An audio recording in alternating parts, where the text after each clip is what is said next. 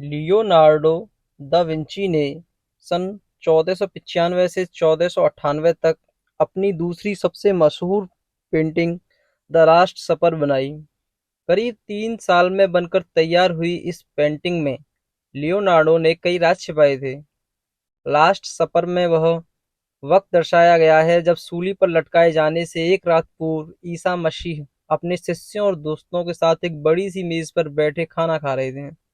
UC के दाहिनी ओर बैठे लोग किसी चीज को अचरज भाव से देख रहे हैं।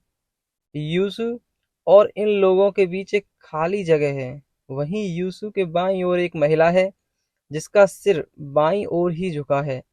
इस महिला की आकृति को उठाकर यदि यीशु की दाहिनी ओर रख दिया जाए तो उसका सिर प्रभु के कंधे पर आता है और खाली जगह भर जाती है। लास्ट सपर को लेकर इस थ्योरी ने 2003 में जोर पकड़ा जब डॉन ब्राउन का मशहूर नॉवेल द विंची कोड प्रकाशित हुआ। उपन्यास में दावा किया गया था कि यह महिला ईसा मसीह की प्रेमिका थी। दुनिया के सामने यह राज जाहिर करने के लिए लियोनार्डो ने अपनी पेंटिंग में इसे छिपा दिया था, क्योंकि उस वक्त यीशु के लिए ऐसी बात कहे जान भी जा सकती थी। कला के लिए लियोनार्डो की दीवानगी बढ़ती ही जा रही थी। इटली के शहर मिलान में रहने के दौरान उनकी दिलचस्पी मानव शरीर की बनावट में जागी। लियोनार्डो जानना चाहते थे कि चित्रकला में मानव शरीर का वैज्ञानिक तरीके से रिप्रेजेंटेशन कैसे किया जा सकता है। यदि पेंटिंग में किसी व्यक्ति का हाथ कोहनी के पास से मुड़ा हुआ है तो उसे महज दिखने के आधार पर न बनाया जाए, बल्कि इस आधार पर बनाया जाए कि हाथ मुड़ने के दौरान कौन सी मांसपेशी खिंचती है और कौन सी सिकुड़ती है। इसके लिए उन्होंने शहर के मशहूर डॉक्टरों के साथ काम करना शुरू किया, पर बात नहीं बनी। उस वक्त सर्जरी ज्यादा होती भी नहीं थी। ऐसे में धुन के पक्के लियोनार्डो ने एक रास्ता निकाला। उन्होंने कब्रिस्तान जाकर लाशें खोदकर निकाली और मानव शरीर की बनावट यानी एनाटॉमी समझने की कोशिश करने लगे। इसके लिए उन्हें पुलिस ने गिरफ्तार भी किया। लियोनार्डो की दीवानगी यहीं नहीं थमी। उन्होंने लुटेरों से लाशें खरीदी और अपना शोध जारी रखा। उन्होंने 30 से अधिक लाशों को डाइसेक्ट किया और मानव शरीर की बनावट पर कई पेपर लिखे और डायग्राम भी बनाए। यह देखना कितना दिलचस्प है कि किसी वैज्ञानिक ने नहीं, एक कलाकार ने दुनिया में बताया कि हार्ट असल में एक मसल है और शरीर में खून का संचार करने के लिए इसमें वाल्व होते हैं। लियोनार्डो ने पहली बार हार्ट डिजीज के बारे में पता लगाया था।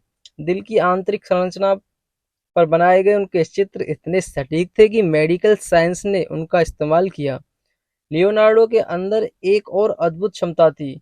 वह मिरर इमेज फॉर्म लिख सकते थे, यानी अंग्रेजी में लिखे किसी वाक्य को हम आईने में देखें तो वह जैसे दिखेगा, लियो उसे वैसा ही कागज पर उतार सकते थे। उन्होंने अपने बहुत से नोट्स मिरर इमेज फॉर्म में ही लिखे हैं।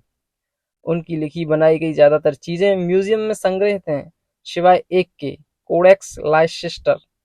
72 पन्नों की यह किताब असल में लियो की डायरी है, जिसे बिल गेट्स ने 1994 में $3.8 मिलियन में खरीदा था। आज यह कीमत 250 करोड़ से ज्यादा बैठती है। कोडेक्स में लियो के साइंटिफिक ऑब्जर्वेशंस और उनसे जुड़े चित्र हैं। लियो का जन्म इटली के फ्लोरेंस प्रांत में विंची नामक गांव में 15 अप्रैल 1452 में हुआ था। लियोनार्डो दा विंची का अर्थ है विंची का लियोनार्डो। लियो के माता पिता बिना शादी के ही साथ रहते थे।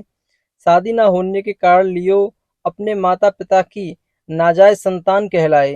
उन्होंने किसी भी तरह की स्कूली शिक्षा नहीं हासिल की, लेकिन चित्रकला के प्रति उनकी दिलचस्पी बचपन से ही नजर आने लगी। ऐसे में 15 साल की उम्र में उन्होंने फ्लोरेंस के मशहूर चित्रकार एंड्रिया डेल वेरक्यो से काम सीखना शुरू किया। धीरे धीरे उनकी कला में निखार आने लगा। वेरक्यो के साथ काम करते हुए उन्होंने अपने मशहूर पेंटिंग बैप्टिज्म ऑफ क्राइस्ट बनाई। पेंटिंग को देखकर वेरक्यो ने घोषणा कर दी कि अब वह कभी पेंटिंग नहीं बनाएंगे, क्योंकि दुनिया को उनसे बेहतर चित्रकार मिल चुका है। लियो को दुनिया को पहली बार बताया कि आकाश का रंग नीला क्यों होता है। उन्होंने थ्योरी दी कि ऐसा इसलिए क्योंकि हवा सूरज से आने वाली रोशनी को बिखेर देता है और नीले रंग में बाकी रंगों की तुलना में फैलने की क्षमता अधिक होती है, तो हमें दिन में आकाश नीला दिखाई देता है। कैंची के आविष्कार का श्रेय भी लियो को है। उन्होंने पानी के बहाव पर भी शोध किया और बताया कि नहर, नदी और झरनों में पानी कैसे कैसे अलग अलग तरीके से बहता है। उन्होंने लॉक यानी जल पाश का भी आविष्कार किया था। इसका इस्तेमाल आज भी दुनिया भर की नहरों और जलमार्गों में पानी रोकने और छोड़ने के लिए किया जाता है। लियो कहते थे कि सीखना उन्हें कभी थकाता नहीं है। सन 1519 में 2 मई को लियो की मौत हो गई। 67 साल की जिंदगी में उन्होंने दुनिया को इतना खुश दिया कि लोग उसे समझते समझते थक गए।